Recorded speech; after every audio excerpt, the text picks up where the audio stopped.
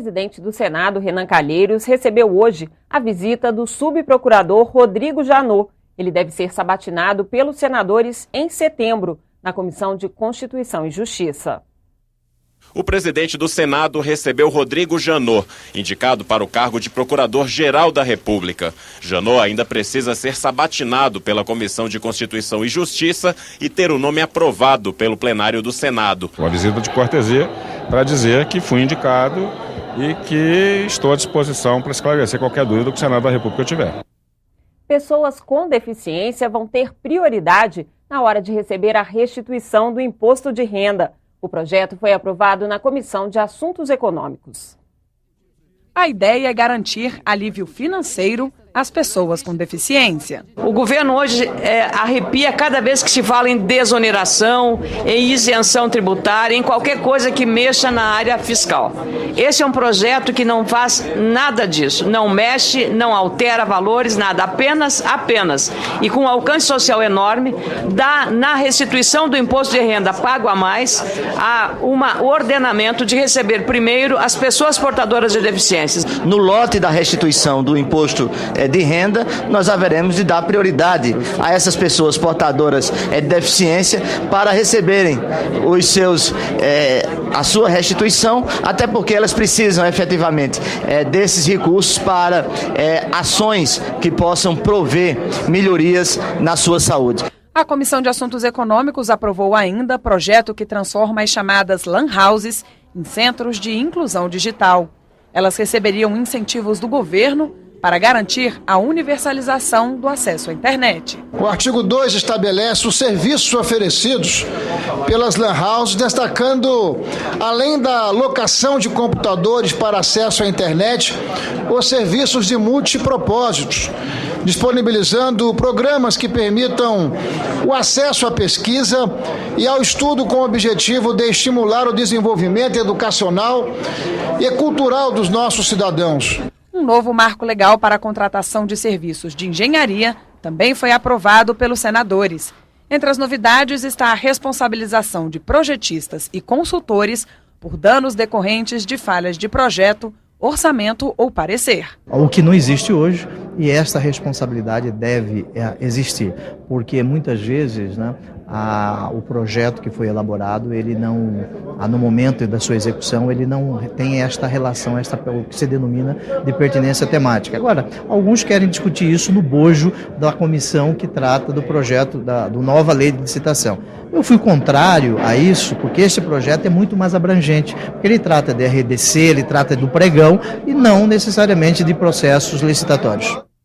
O projeto que dá prioridade a pessoas com deficiência na restituição do imposto de renda vai para a Câmara dos Deputados, se não houver recurso para levar a discussão a plenário. As outras propostas permanecem em análise no Senado, em outras comissões. E a Comissão de Assuntos Econômicos aprovou ainda o projeto que aumenta o limite de idade para que uma pessoa seja considerada dependente no imposto de renda. Se não houver recurso para o plenário, a proposta seguirá para a Câmara dos Deputados. Ludmila tem 26 anos. Sem renda, ainda mora com a mãe, Dona Maria de Lourdes. Uma situação cada vez mais comum nas famílias urbanas brasileiras. Segundo o Instituto de Pesquisas Econômicas Aplicadas, 58% dos jovens que dependem dos pais têm entre 22 e 30 anos. Hoje os jovens saem da universidade e não tem colocação de emprego. Então, o que acontece? Os pais vão abandonar? Eles têm que continuar na nossa dependência. Apesar de custear todas as despesas de Ludmila, Dona Maria não pode mais registrar a filha como dependente na declaração do imposto de renda. Ludmila está fora da faixa etária. Mas um projeto de lei no Senado pode mudar essa situação. Pela lei atual, somente filhos e enteados com até 21 anos são considerados dependentes no imposto de renda. Se estiverem estudando em estabelecimento de ensino superior ou escola técnica, o limite é maior, 24 anos. Pela proposta em análise no Senado, as idades seriam ampliadas para 28 e 32 anos. E além de filhos e enteados, estariam incluídos irmãos, netos ou bisnetos. A ampliação da faixa etária divide opiniões de tributaristas. Se levar em consideração que hoje o imposto de renda ele é 48% destinado aos municípios e compõe o chamado Fundo de Participação dos Municípios. Então, caso o projeto venha a ser aprovado, há essa perda de arrecadação que será muito sentida pelos pequenos municípios. Por quê? Porque isso compõe a cesta dos impostos que fazem com que haja a distribuição do Fundo de Participação dos Municípios. Acho que deve ser concedida essa isenção para quem, efetivamente, esteja na dependência dos seus pais, dos seus mantenedores, e ele, pelo menos, esteja estudando numa faculdade, num curso profissionalizante, fazendo uma pós-graduação, um mestrado, um doutorado, alguma atividade que possa dar um retorno para o Estado como um todo. A gestão da internet brasileira foi tema de uma audiência pública hoje, na Comissão de Ciência e Tecnologia. Os senadores queriam mais informações sobre o registro de domínios na internet, o orçamento do setor e o modelo usado na resolução de conflitos nos registros. Os participantes pediram a aprovação do Marco Civil da Internet, que está na Câmara dos Deputados. A aprovação do Marco Civil é fundamental. É fundamental que a Câmara dos Deputados aprove o Marco Civil da Internet, traga para debate para essa casa, exatamente por quê? Porque é um momento propício de nós preservarmos os princípios constitucionais consagrados. A posição dos participantes é de que um excesso de legislação, isso pode trazer ainda mais burocracia e não deixar a internet ser livre como ela é. Agora, o marco legal da internet que está tramitando na Câmara, ele pode trazer fatores importantes para definir essa relação cidadão e com quem registra, e o conteúdo, a regra, por exemplo, dos crimes cometidos dentro da internet, como é que deve ser tratado pelo Poder Judiciário, como você vai produzir provas.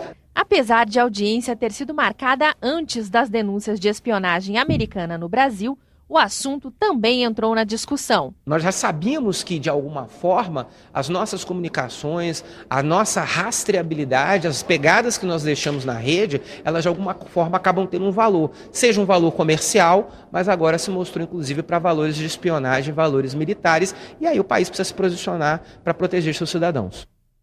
A Comissão de Ciência e Tecnologia aprovou a ampliação do prazo de proteção dos desenhos industriais. Os senadores também analisaram pedidos de renovação de concessão para o funcionamento de emissoras de rádio. A comissão aprovou a outorga e a renovação de concessões de 10 emissoras de rádio em municípios dos estados de Minas Gerais, Paraná, Rio Grande do Sul, Santa Catarina, Mato Grosso do Sul e Goiás. Também foi aprovado em decisão terminativa o projeto de lei que amplia de 6 meses para 1 ano o prazo de sigilo do pedido de registro de desenho industrial. Dessa forma, as inovações brasileiras se tornam mais competitivas no mercado internacional, porque ganham mais prazo para pedir proteção de patente em outros países. Vai de encontro com a ansiedade das empresas brasileiras, assim como no Japão, nos Estados Unidos, os países mais avançados do mundo, que já conta com esse prazo de 1 ano. O Brasil estava com 180 dias. Então, esse projeto amplia de 180 dias para 1 ano, o sigilo do desenho industrial. Isso favorece muito as indústrias brasileiras, assim como os países mais desenvolvidos do mundo. Incentivos a produtores e importadores de álcool e a fiscalização sobre investimentos de alto risco feitos pelos fundos de pensão. Outros assuntos que estiveram na pauta das comissões nesta terça-feira. A efetividade da fiscalização dos investimentos de alto risco feitos por fundos de pensão foi o tema de audiência pública na Comissão de Assuntos Sociais. Os senadores ouviram o superintendente da Previc, que é responsável pela fiscalização dos fundos. Ele foi questionado sobre as perdas de vários fundos que aplicaram em empresas de Eike Batista. José Maria Rabelo disse que não cabe à Previc fazer julgamentos, mas que cada caso está sendo analisado. As explicações do Dr. Rabelo serão complementadas num requerimento que eu já apresentei com o apoio do senador Moca e do senador Suplicy, para que os presidentes dos fundos de pensão Previ, que são onde tem maior número de associados, Postales, que é um dos maiores do mundo na categoria, Petros e Funcef, que é da Caixa Federal, venham aqui para fazer essa continuidade. A comissão mista é responsável por analisar a medida provisória que concede incentivos fiscais ao setor sucro-alcooleiro, aprovou o relatório do senador Walter Pinheiro. O texto garante a produtores e importadores de álcool um crédito presumido a ser utilizado na compensação de tributos. Com a medida, o governo deve deixar de arrecadar só neste ano mais de 960 milhões de reais. A matéria ainda inclui alterações previstas na MP 612, que perdeu a validade no início de agosto. Além de prever o auxílio financeiro de 3 bilhões de reais aos municípios, a proposta trata da regulação dos portos secos. A MP precisa ser votada pelos plenários da Câmara e do Senado até o dia 4 de setembro. Deve ser votada amanhã a proposta que proíbe a distribuição e venda nas escolas de educação básica de alimentos com baixo teor nutricional ou ricos em substâncias nocivas ao organismo, como a gordura trans. Se for aprovada na Comissão de Assuntos Sociais, a matéria segue direto para a Câmara dos Deputados. A hora do lanche é um dos momentos mais esperados nesta escola de educação infantil do Distrito Federal.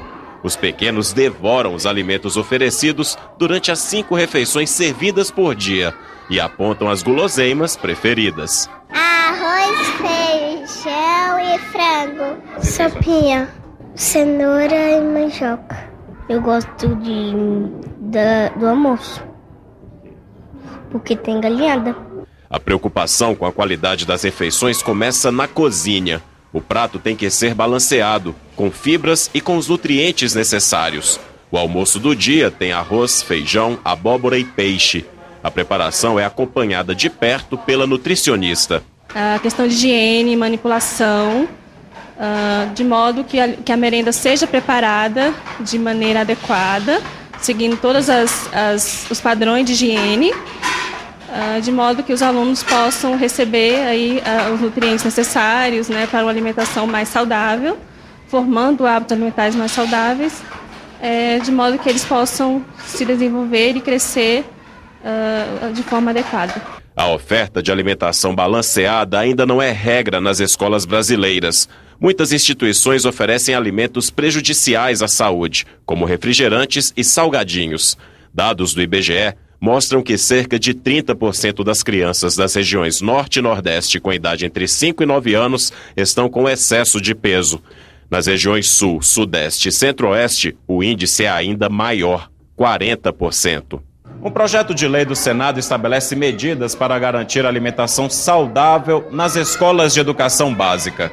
É um caminho para garantir a alimentação nutritiva e também um melhor aprendizado para os estudantes brasileiros. Atualmente, a gente vê por aí, as crianças elas estão comendo muitas coisas ruins para o organismo. E a educação integral, ela oferece justamente isso, uma qualidade na alimentação. Por isso que a gente pede para que as crianças, ao vir para a escola, não tragam outro tipo de alimentação, porque a própria escola, ela fornece todo o valor nutricional que a escola, que a criança precisa para o seu desempenho e para o seu desenvolvimento durante o dia.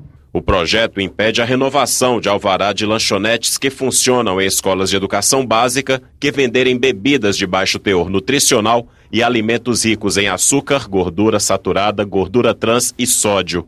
No caso de escolas públicas que servem refeições subsidiadas pelo governo, alimentos desse tipo serão proibidos. Além disso, a proposta determina que o MEC desenvolva ações voltadas à educação alimentar de pais, professores e alunos. A obesidade já virou uma epidemia, principalmente, eu diria, junto aos nossos adolescentes. A obesidade leva, inclusive, uma série de doenças, como diabetes, hipertensão e tantas outras. Esse é o objetivo do projeto. Tem o apoio do MEC e defendemos, inclusive, campanhas educativas, no sentido de que a alimentação nas cantinas das escolas sejam acompanhadas por nutricionistas. Caso a matéria se torne lei, os maiores interessados no assunto já sabem como serão as refeições em todas as escolas de educação básica. Saudável e nutritivo. Na página da TV na internet, você pode rever as principais reportagens desta edição. O Jornal do Senado termina aqui. Assista a seguir a reapresentação da sessão plenária desta terça-feira. Boa noite e até amanhã.